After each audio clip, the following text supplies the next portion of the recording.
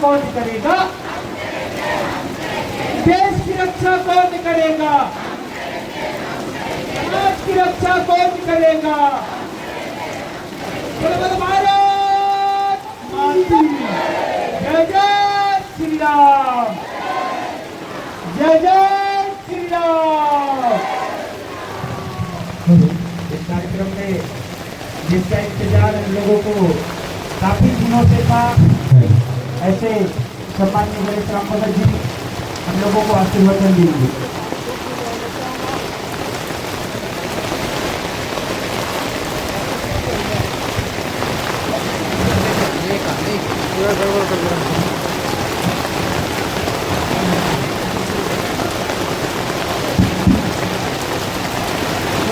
धरती माता की जय। जोर से भाई एक बार ताकत लगाइए। बोलिए धरती माता की सनाता की तेरे गुरु महाराज की कल्याण आश्रम की बाबा अवगढ़ आश्रम की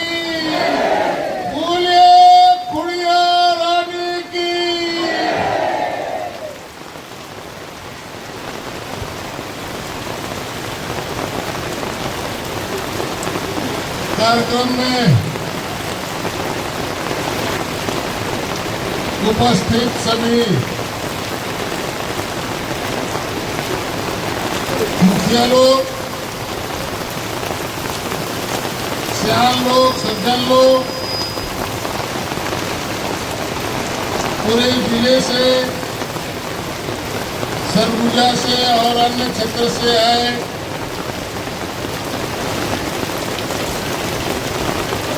भाइयों, माताओं, बहनों, पत्रकार साथियों, पुलिस के मित्रों, सबको बजरंगबली की।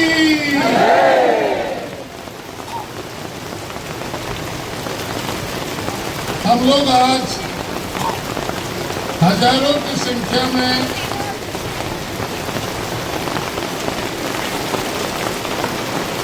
जनजातीय सुरक्षा मंच के नेतृत्व में धर्मांतरित लोगों का आरक्षण बंद हो और इसके लिए हम लोग भरी बरसात में छाता ओढ़ करके बाजार के छतरी में इकट्ठा हुए।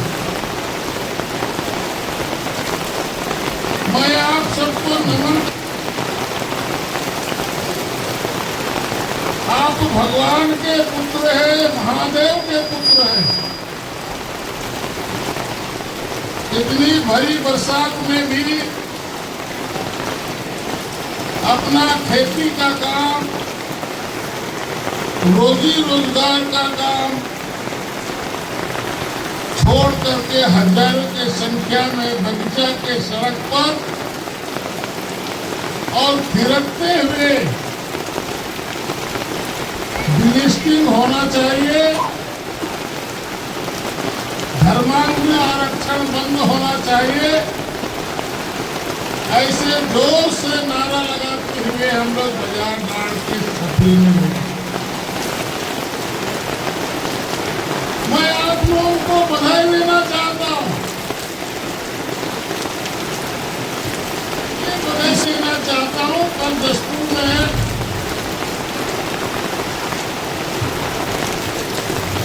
कुछ लोग हमसे सवाल पूछ रहा था,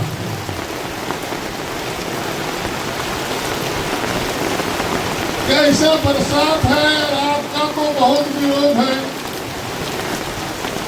आपके लोग टूट रहे हैं, आपके पास काम करने वाले लोग नहीं हैं,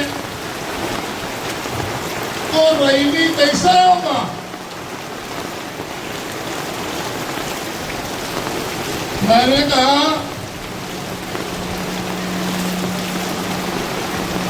प्रारंभ के समय जब कल्याण आश्रम की स्थापना हुई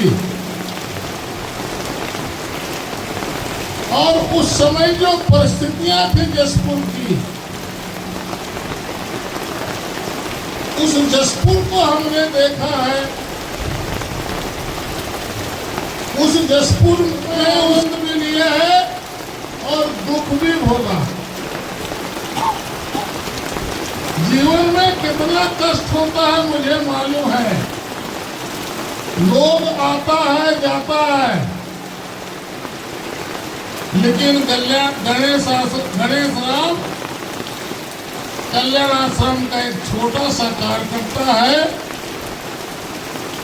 उन्होंने जब तक ये डिलिस्टिंग का काम पूरा नहीं होगा, जब तक ये धर्मांतरित लोगों का आरक्षण बंद नहीं होगा, गणेश राम अकेला भी चले हर्जा नहीं, लेकिन कार्यक्रम तो होगा।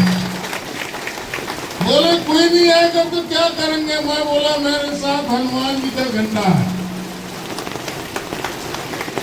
हमने तय कर लिया है कि हमको एक समाज का काम करना है।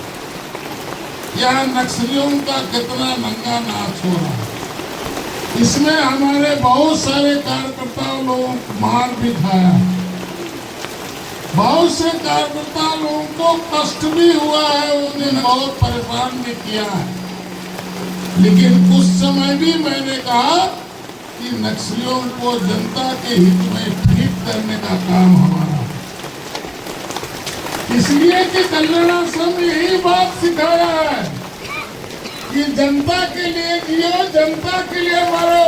लोग सवाल उठाता है कि गणेश राम के तो राजनीति से निकले, अब चाटला को भेटलाक ना बुकर साथ सोच और नियत कैसा है लोगों का। अरे राजनीति हमेशा नहीं चलती है, लकड़ी का कुर्सी है, आज कुर्सी में बैठेगा, 5 साल के बाद कुर्सी का पैर टूट जाएगा, आप जो नेता है वो घरे घुस जाएगा। गणेश राम कभी घुसा नहीं, गणेश राम कभी घर में नहीं ढुका, कि गणेश राम का लक्ष्य है कि जसपुर की जनता के हितों की रक्षा करना, ये पहला काम, और यही कल्याण आश्रम ने हमको सिखाया है और निरंतर चलता रहेगा। कुछ लोग बोल रहा है कि जो डिलिस्टिंग का बीमारी जो है ना, गणेश राम 2-3 साल में मर गई, बोले डिलिस्टिंग का झगड़ा खत्म हो जाएगा। ये मिशनरी बोल रहा, उन मिशनरियों को मैं बोलना चाहता हूँ,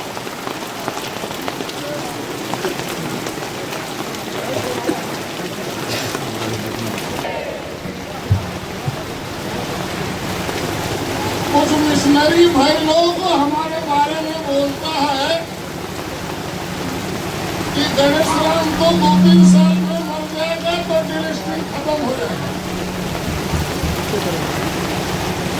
अरे मिशनरी लोगों के अपने गलत फंड को पाल के रखा है। गणेश राम अभी मरने वाले नहीं है।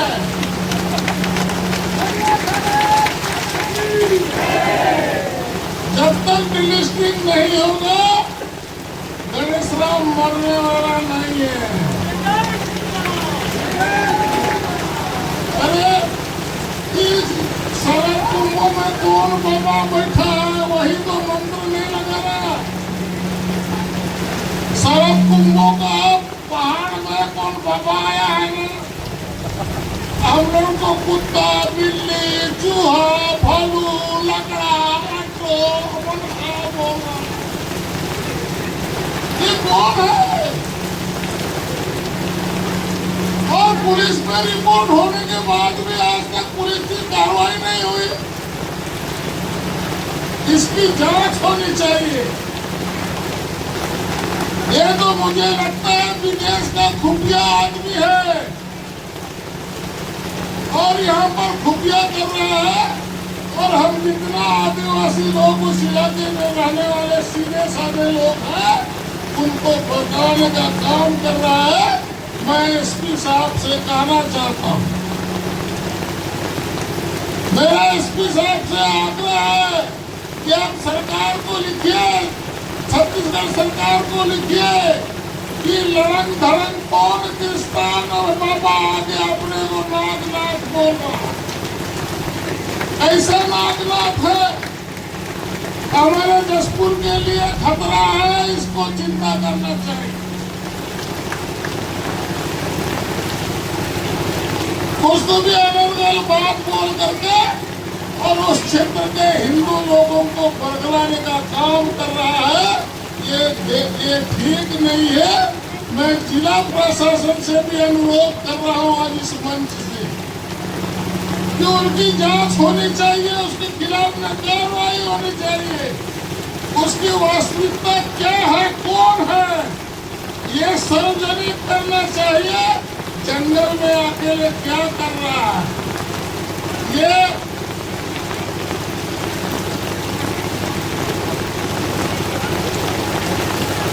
अपना बसराव साइड का पत्थलगढ़ी वाला बाबा तो नहीं है। अगर पत्थलगढ़ी वाला अगर बाबा होगा तो और खतरनाक है, इसका चिंता करना चाहिए। कलेक्टर साहब और एसपी साहब को मैं कहना चाहता हूँ, मैं निवेदन आग्रह करना चाहता हूँ कि इसकी तत्काल जांच हो, अगर गलत आदमी है तो उसके ऊपर कानूनी कार्रवाई होना चाहिए। ये बादलखोल में जंगल की कटाई, बादलखोल में जंगल की कटाई और पूरे बादलखोल केवल नहीं, पूरे जसपुर जिले के अंदर जंगल को काट करके जंगल को नंगा करने का षड्यंत्र चल रहा है।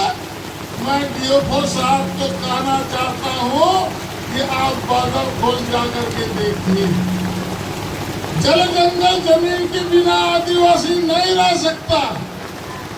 जल जंगल जमीन आदिवासी के जीवन का अंग है।